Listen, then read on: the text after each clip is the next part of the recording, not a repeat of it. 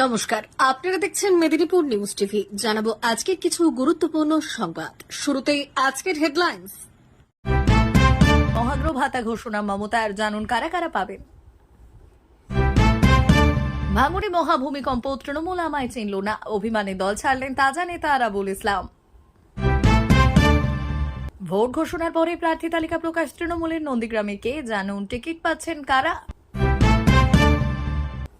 রাজ্য কর্মীদের, সরকারি কর্মীদের লটারি, 3 গুণ বাড়তে পারে বেতন, মমতার বাজেটের সপ্তম পে কমিশনের মেগা ঘোষণা। বাংলায় ভোটের নির্ঘণ্ট ঘোষণার দিনেই জনমত সমীক্ষা, এগিয়ে তৃণমূল, ব্যবধান অল্প।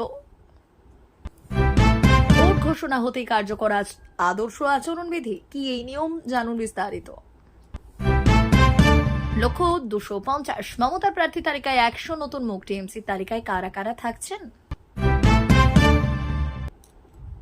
2024-এর তুলনায় 26-এ ভালো করবে বিজেপি, সামনে জনমত সমীক্ষা, তবে সরকার কি পাল্টাবে।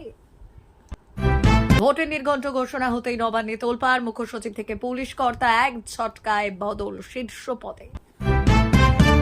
বিধানসভা নির্বাচনের আগেই পরাজয় বিরোধীদের, কোন অঙ্কে কি সে হার।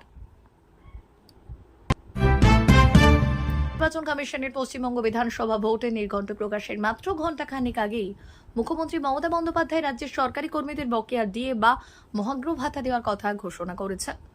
মুখ্যমন্ত্রী মমতা বন্দ্যোপাধ্যায় জানিয়েছেন, মার্চ মাস থেকে ডিএ দেওয়ার প্রক্রিয়া শুরু করবে রাজ্য সরকার। এছাড়াও সোশ্যাল মিডিয়ায় বার্তা দিয়ে এই কথা জানিয়েছেন মুখ্যমন্ত্রী মমতা বন্দ্যোপাধ্যায়। তিনি অত্যন্ত আনন্দের সঙ্গে ঘোষণা করেছেন যে আমাদের মা মাটি মানুষ সরকার তার সকল কর্মচারী এবং পেনশনভোগী, আমাদের শিক্ষা প্রতিষ্ঠান সমূহের লক্ষ লক্ষ শিক্ষক ও অশিক্ষক কর্মী এবং পঞ্চায়েত, পৌরসভা এবং অন্যান্য স্থানীয় সংস্থার মতো অনুদানপ্রাপ্ত প্রতিষ্ঠান সমূহের কর্মচারী ও পেনশনভোগীদের প্রতি কৃত প্রতিশ্রুতি পূরণ করেছে। দীর্ঘদিনের মান অভিমান আর দলের অন্দরে কোণঠাসা হওয়ার পর অবশেষে তৃণমূল কংগ্রেসের সঙ্গে সব সম্পর্ক ছিন্ন করার ঘোষণা করলেন ভাঙড়ের একদা বেতাজ বাদশাহ আরাবুল ইসলাম। সোমবার সকালেই তিনি জানিয়ে দিলেন, ঘাসফুল শিবিরের সঙ্গে তার আর কোনো সংস্রব নেই। ভোট ঘোষণার পরে প্রার্থী তালিকা প্রকাশ তৃণমূলের নন্দীগ্রামে, কে জানুন টিকিট পাচ্ছেন কারা কারা, জানাবো। আজ অর্থাৎ সোমবার দিল্লিতে পশ্চিমবঙ্গ সহ 5 রাজ্যে বিধানসভা নির্বাচনের ঘোষণা হওয়ার পরই হতে চলেছে কমিশন। খুব সম্ভবত 22 এপ্রিল থেকে পশ্চিমবঙ্গে 3 দফায় ভোট গ্রহণ হতে চলেছে এবং কমিশনের ভোট ঘোষণার পরই রাজ্যে বিধানসভা নির্বাচনের জন্য প্রার্থী তালিকা ঘোষণা করতে চলেছে তৃণমূল কংগ্রেস। খুব সম্ভবত আজ অর্থাৎ রবিবার ভোট ঘোষণার দিন ঘোষণার পর আজ অর্থাৎ সোমবার তৃণমূল ভবনের প্রার্থীদের নাম জানিয়ে সাংবাদিক সম্মেলনও করা হয়। বিজেপি বাম কংগ্রেসের আগে প্রার্থী ঘোষণা করে টানা 4 বার রাজ্যে ক্ষমতায় আসার লড়াইয়ে নামছে মমতা বন্দ্যোপাধ্যায়ের দল। এবার বিভিন্ন কেন্দ্রে সমীক্ষা করার পর তৃণমূলের প্রার্থী ঠিক করেছে বলে খবর। দলীয় সূত্রে খবর, অন্তত 30টি আসনে চূড়ান্ত প্রার্থী তালিকা প্রকাশের আগে 2-3 জনের নাম নিয়ে দীর্ঘক্ষণ আলোচনা হয়েছে, তবে শেষ কথা বলেছেন মমতাই। মমতার বাজেটের সপ্তম পে কমিশনের মেগা ঘোষণা।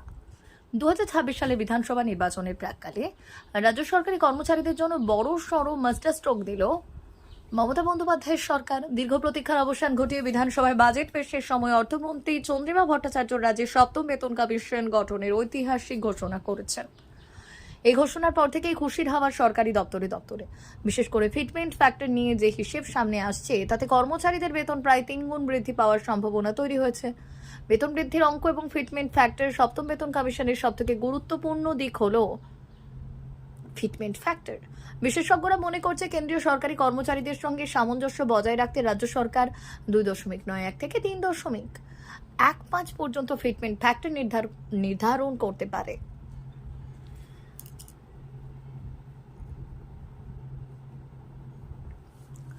বাংলায় ভোটের নির্ঘণ্ট ঘোষণার দিনেই জনমত সমীক্ষায় গিয়ে তৃণমূল, ব্যবধান অল্প। পশ্চিমবঙ্গে বিধানসভা নির্বাচনের দিনক্ষণ ঘোষণা করেছে নির্বাচন কমিশন।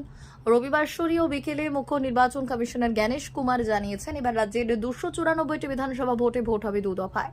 প্রথম দফায় ভোট গ্রহণ হবে 23 এপ্রিল এবং দ্বিতীয় দফায় 29 এপ্রিল। সব দফায় ভোট গণনা করে ফল ঘোষণা করা হবে 4 মে। আর এই ঘোষণার পরই এই দিন প্রকাশ হয়েছে নতুন জনমত সমীক্ষা। ভোট শতাংশে ব্যবধান আরো কমার ইঙ্গিত পাওয়া গেছে। জনমত সমীক্ষায় দেখা গেছে 2 প্রধান শক্তির মধ্যে ব্যবধান খুবই কম। ভোট ঘোষণা হতে কার্যকর আদর্শ আচরণ বিধি, কি এই নিয়ম, জানাবো।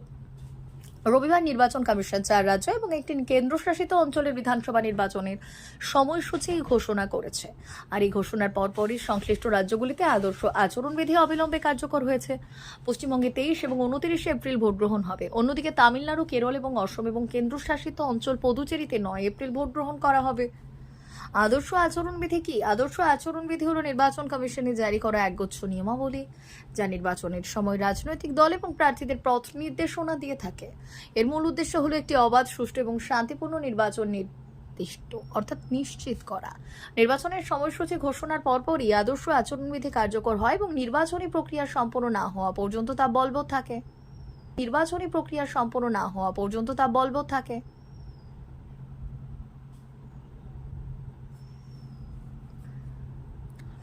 লক্ষ্য 250, মমতার প্রার্থী তালিকায় 100 নতুন মুখ। টিএমসির তালিকায় কারা কারা থাকছেন দেখো।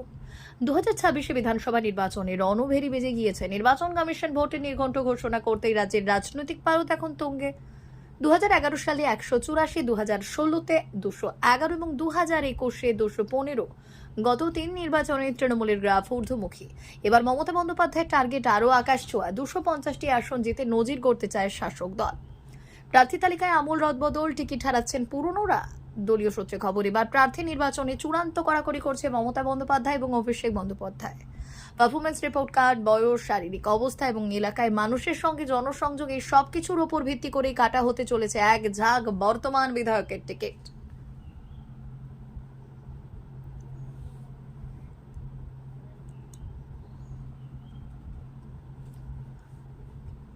দু 2024-এর তুলনায় 26-এ ভালো ফল করবে বিজেপি। সামনে জনমত সমীক্ষা, তবে সরকার কি পাল্টাবে? ভোটের দিনক্ষণ ঘোষণা হতেই পশ্চিমবঙ্গের আসন্ন নির্বাচন নিয়ে সমীক্ষা সম্প্রচার করলো হিন্দিভাষী খবরের চ্যানেল ইন্ডিয়া টিভি। এই সমীক্ষাটি চালিয়েছে ম্যাস্ট্রিজ IANS। আর সেই জনমত সমীক্ষা অনুযায়ী রাজ্যে ফের ক্ষমতায় আসতে পারে তৃণমূল কংগ্রেসই। যদিও বিজেপি গতবারের তুলনায় এবার অনেকটাই ভালো ফলাফল করবে বলে দাবি করা হচ্ছে।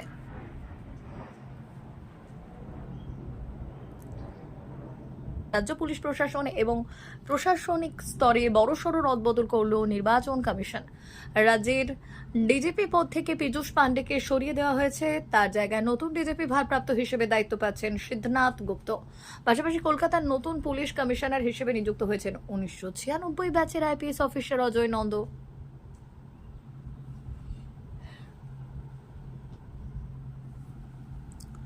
বিধানসভা নির্বাচনের আগেই পরাজয় বিরোধীদের, কোন অঙ্কে কিসে হার?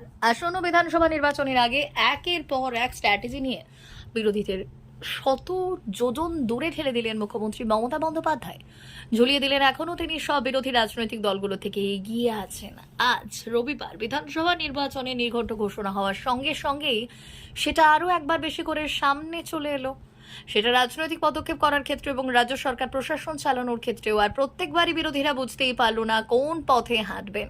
দিশেহারা এবং ছন্ন ছাড়া বিরোধীদের সামনে এখন শুধুই হতাশা। এদিকে SIR নিয়ে বিরোধীরা মাঠে নেমে পড়ে এবং চিৎকার করেছিলেন এবার তৃণমূল কংগ্রেস সরকার পড়ে যাবে, কোটি কোটি নাম বাদ পড়বে। সেখানে মমতা বন্দ্যোপাধ্যায়কে বলতে শোনা গেল বৈধ ভোটারদের নাম বাদ গেলে তিনি ছাড়বেন না। আর কোন জাদু কাঠিতে 2 বছরের কাজ 2 মাসে করতে সক্ষম নির্বাচন কমিশন? দিন যত এগিয়ে থাকে তত পারদ চড়তে থাকে আন্দোলনের। 6টি চিঠি লিখলেন জ্ঞানেশ কুমারকে, রাস্তায় সংবিধান নিয়ে নামলেন, আর রাজধানীতে পা রেখে মামলা করলেন সুপ্রিম কোর্ট। নিজে সেখানে সওয়াল করলেন মানুষের হয়ে। গোটা দেশ দেখলো একজন মুখ্যমন্ত্রীর আন্দোলন, তারপরে সে ধর্মতলায় ধর্নায় বসলেন, বিরোধীদের মাঠ থেকে ফাঁকা হোক করে দিলেন। নমস্কার, এখনকার মতো খবর এই পর্যন্তই। ধন্যবাদ।